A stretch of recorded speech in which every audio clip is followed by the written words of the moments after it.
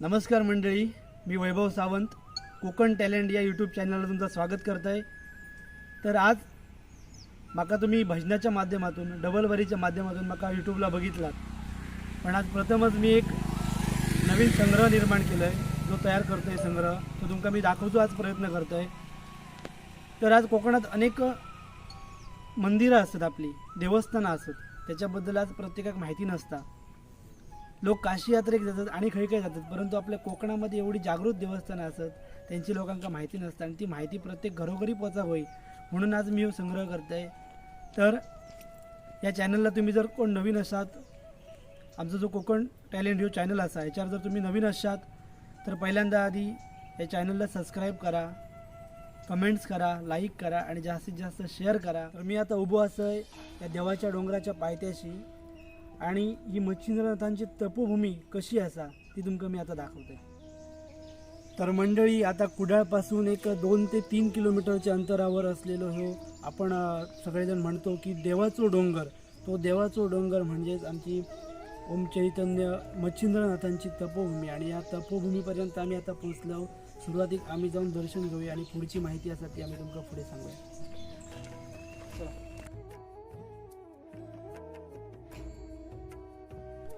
तर मंडळी, या मंदिरामध्ये तुम्ही जेव्हा प्रवेश करतात तेव्हा एक वेगळं वातावरण निर्माण होता, शांतता असता आणि या ठिकाणी लिहिलेलं असं बघा की हात आणि पाय धुल्याशिवाय कोणी आतमध्ये जायचं नाही।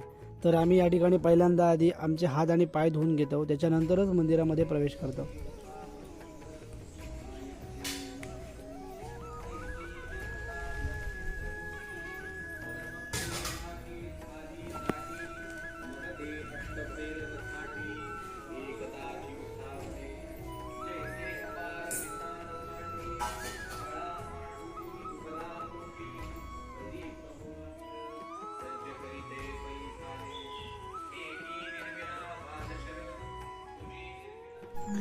हे असत मंदिराचे मुख्य पुजारी श्री प्रभाकर सावंत काका। त्यांनी या ठिकाणी आम्ही नारळ ठेवलो तेव्हा गाराणा आमचा घातलेला असा, त्यांचे सुद्धा आम्ही या ठिकाणी आशीर्वाद घेतलो। तर आता वेळ झाली असा आरतीची, तर आरती उभी राहतो।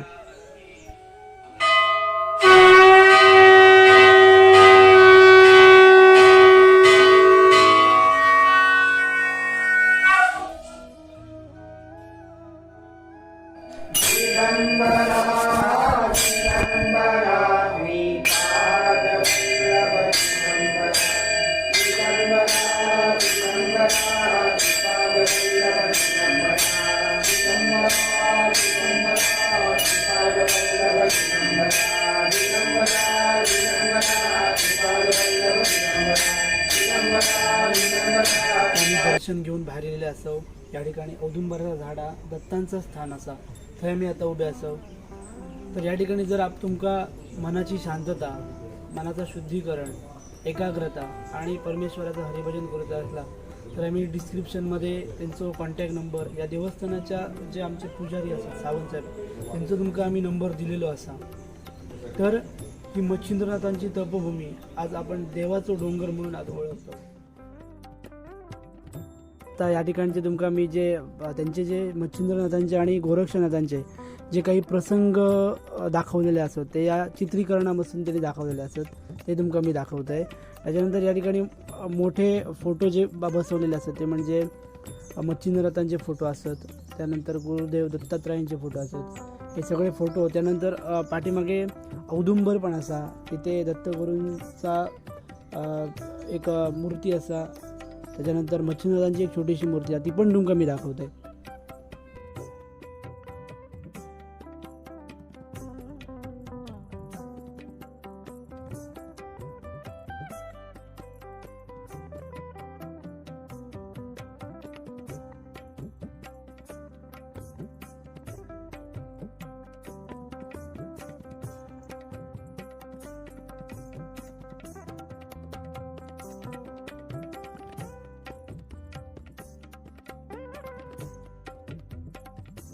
मच्छिंद्रनाथांनी ज्यावेळी आपल्या तपश्चर्येने शिवशंभू महादेवांका आणि कालिका देवी ज्यावेळी त्यांनी प्रसन्न करून घेतलं, तीच ही तपश्चर्येची जागा म्हणजे आपली मच्छिंद्रनाथांची तपोभूमी आणि तिचं आज आम्ही तुमका शूट दाखवला असो।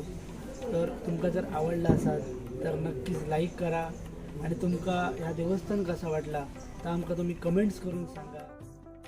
मंडळी आम्ही या ठिकाणी डोंगरावर असल्यामुळे ह्या डोंगरावरून तुम्ही जर बघितला तर आपला कुडाळ शहर असा आपण आपल्या चांगल्या प्रकारे दिसतात. कुडाळचा जो हायवे असा मुंबई गोवा हायवे तो पण या ठिकाणून दिसता आणि जवळजवळ या ठिकाणची जी पंचक्रोशीतली 4-5 गावं असतात त्या गावांचा पण तुमका दर्शन होतात. अजून काम पुढे ही असा पाण्याची टाकी आणि ह्या पाण्याच्या टाकीमधून पूर्ण कुडाळ शहरात पाणी जाता.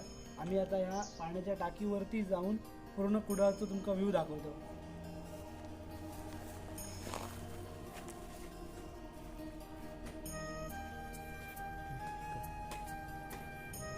बघा आम्ही आता पोहोचलो थेट या पाण्याच्या टाकीवर आणि पाण्याच्या टाकीवरून मगाशी तुमका मी जसं सांगितलंय तसं पूर्ण कुडाळ शहर आणि पंचक्रोशीतली सगळी गावा ह्याचं तुमका मी टेक दाखवतो. या ठिकाणी बघा मुंबई गोवा हायवे, त्याच्यानंतर इकडचं एक तलाव, पाण्याचा तलाव आणि नदी, या सगळ्यांचं दर्शन तुमका आम्ही दाखवतो. बघा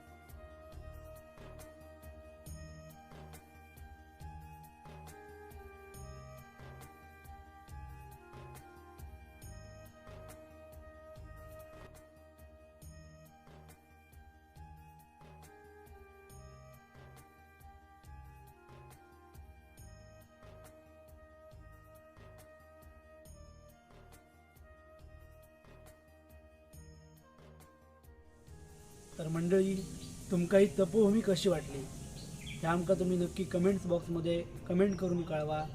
आमच्या या चॅनलला तुम्ही जर नवीन असाल तर नक्की एका सबस्क्राईब करा, लाईक करा आणि जास्तीत जास्त शेअर करा. धन्यवाद.